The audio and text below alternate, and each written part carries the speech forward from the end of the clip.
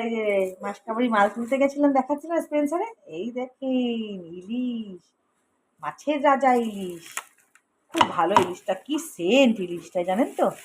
এই দেখেন, আমি তো জানেন আমি ফ্রিজটা খারাপ বলে না, মানে ঠান্ডা কম হচ্ছে বলে একটু টাইম লাগবে, ফ্রিজটা দামি ফ্রিজ তো, কোম্পানি থেকে সারিয়ে দেবে বলে একটু টাইম লাগবে, ওই জন্য রাতে করে মাছ আনতে পারছি না বেশি বেশি করে, নাহলে আগে তো আমি 7-8 রকমের মাছ এনে রাখি ফ্রিজে, এখন আমি ওই জন্য সকালে করে রোজ মাছ আনতে হচ্ছে। এই দেখেন ইলিশ মাছ, খুব সুন্দর গন্ধ।